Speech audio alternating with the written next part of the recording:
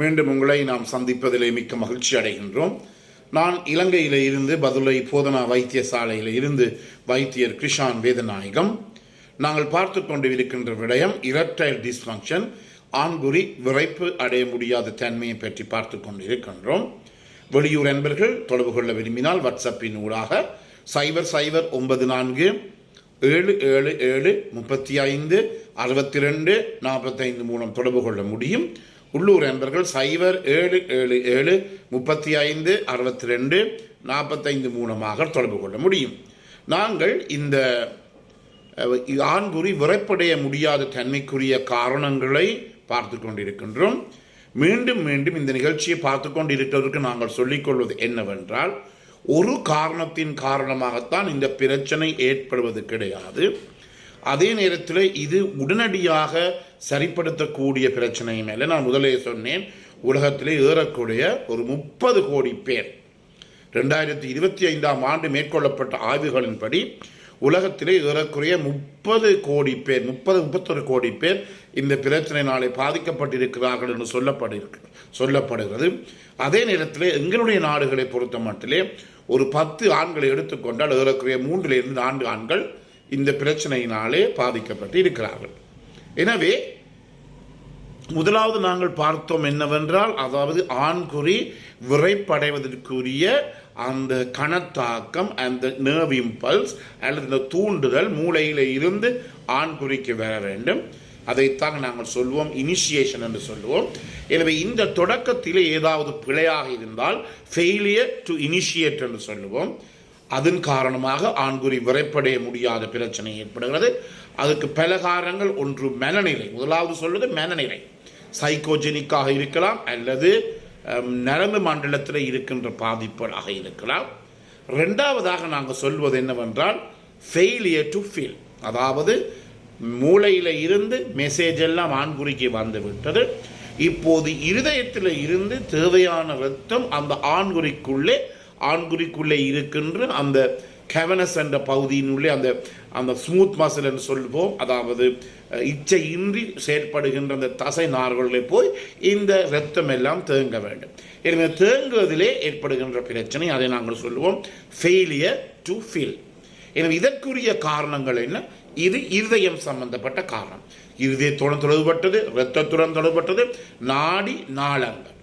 இருதயத்தில் இருந்து இரத்தத்தை எடுத்து செல்வது நாடி, இருதயத்துக்கு இரத்தத்தை கொண்டு வருவது நாளங்கள்.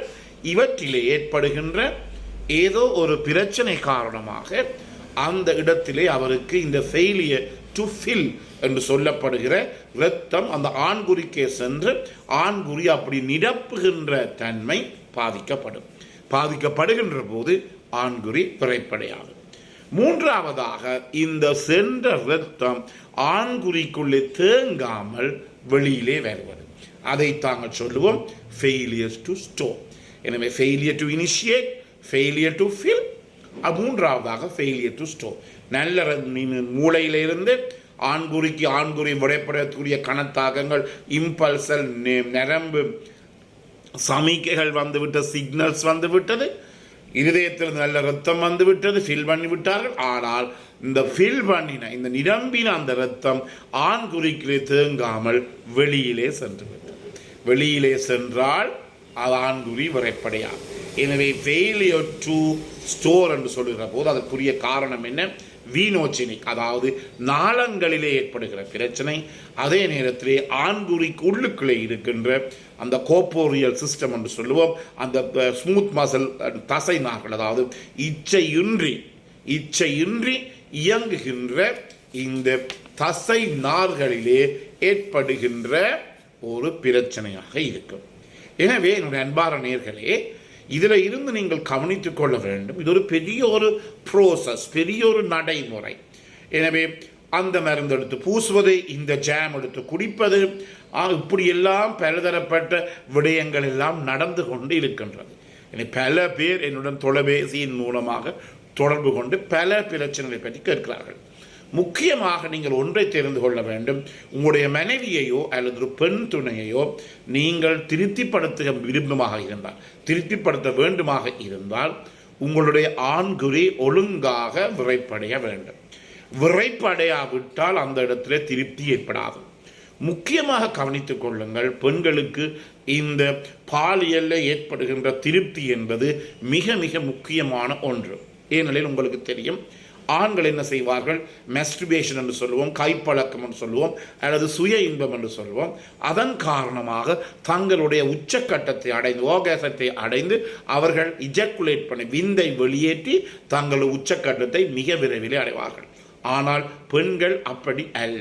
பெண்களுக்கு கொஞ்சம் நேரம் பிடிக்கும். அதையும் நான் இன்னும் ஒரு நிகழ்ச்சியிலே நான் சொல்லுவேன். எனவே பெண்களுக்கு கொஞ்சம் நேரம் எடுக்கும் அவர்களுடைய உச்சக்கட்டம். ஆண்களுக்கு உச்சக்கட்டம் 2, 3, 5 நிமிடங்கள் ஏற்படுமா இருந்தால், பெண்களுக்கு அந்த உச்சக்கட்டம் ஏற்கனவே சொன்னது போல 15, 20 நிமிடங்கள் கூட செல்லலாம். எனவே இவை மட்டும் ஆண்கள் என்ன செய்ய வேண்டும், தாக்கு பிடிக்க வேண்டும், மிகவும் முக்கியமாக. எனவே எந்த ஒரு ஆணும் படுக்கை அறைக்கு செல்லுகின்ற போது, கட்டிலுக்கு செல்லுகின்ற போது அவருடைய முதல் குறிக்கோளாக இருக்க வேண்டும், தன்னுடன் இருக்கின்ற தன்னுடைய மனைவியை அல்லது தன்னுடைய பெண் நண்பியை, பெண் துணையை எப்படியாவது உச்சக்கட்டம் அடைய வைக்க வேண்டும். இதுதான் அவருடைய ஃபர்ஸ்ட் அண்ட் மோஸ்ட் இம்பார்ட்டன்ட் தாட்டாக, முதலும் முக்கியமான ஒரு விடயமாக அவருக்கு இருக்க வேண்டும்.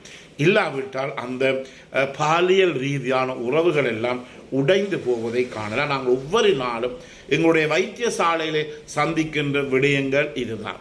என்ன விடயங்கள்? கணவர் இருக்கிறார், 3 பிள்ளைகள் இருக்கிறார், தாய் அந்த 3 பிள்ளைகளும் விட்டு போட்டு போய் லிவிங் டுகெதர்னு சொல்லி வேறு ஒரு ஆணுடன், திருமணம் முடித்த ஆணுடன் சேர்ந்திருப்பதை எங்களாலே காணக்கூடியதாக இருக்கிறது. இதற்குரிய முக்கிய காரணம் என்ன? அந்த ஆணினாலே தன்னுடைய மனைவியையோ தன்னை பெண் துணையோ 100% இது உச்சக்கட்டம் ஆர்காசம் எடுக்க முடியாத அந்த நிலையை வருவதற்கு, ஆர்காசம் ஏற்படுவதற்கு அந்த ஆண் தன்னுடைய பெண்ணுக்கோ தன்னுடைய மனைவிக்கோ துணை செய்யவில்லை. இதன் காரணமாகத்தான் இந்த குடும்பங்களிலே பாரதூரமான பிரச்சனைகள். ஒன்று யோசித்துக் கொள்ளுங்கள், இரவிலே அல்லது நாங்கள் சொல்லுவோம் காலையிலே தான் பாலியல் உறவை வைத்துக் கொள்ள வேண்டும் என மீண்டும் மீண்டும் சொல்லுவேன். காலையில் 4 மணியிலிருந்து 5:30 மட்டும் அந்த நேரங்கள் தான் ஆண்களில் இருக்கிற ரத்தத்தில் இருக்கிற டெஸ்டோஸ்டெரோனுடைய அளவு கூடுதலாக இருக்கும். பெண்ணினுடைய ஹோமோன்கள் ஈஸ்ட்ரோஜன், புரோஜெஸ்டரோன் கூடுதலாக இருக்கும். எனவே ஒரு பெண் காலையிலே எழும்பி ஒரு ஆணுக்கு பேசுகிறாரோ, ஆணுக்கு தேநீர் ஊத்தாமல் விடுகிறாரோ, அதில் இருந்து நாங்கள் கண்டுகொள்ள வேண்டும், என்ன எரிஞ்சு விழுகிறாரோ, பேசுகிறாரோ, என்ன அந்த ஆண் அந்த ரெவிலே பெண்ணை 100% திருப்திப்படுத்தவில்லை என்பதுதான் அதனுடைய ஒரு கருத்தாக இருக்கும். இது நீங்கள் வடிவாக உங்களுடைய குடும்ப வாழ்க்கையிலே பாருங்கள், இது கட்டாயமாக ஏற்படுகிறது. எனவே இவ்வளவு விடயங்கள் சொன்னாலும் ஒரு ஆணுடைய முக்கிய குறிக்கோள், இதுக்கு பல மருந்துகள் இருக்கு, யோசிச்சு கொண்டிருக்காங்க. சில பேர் சொல்லுவோம், ஐயா 15 வருடமாக டாக்டர் எனக்கு இந்த பிரச்சனை, ஏன் 15 வருடங்களாக இந்த பிரச்சனை வைத்துக் கொண்டிருக்கிறான்னு சொல்லி எங்களுக்கு தெரியாது.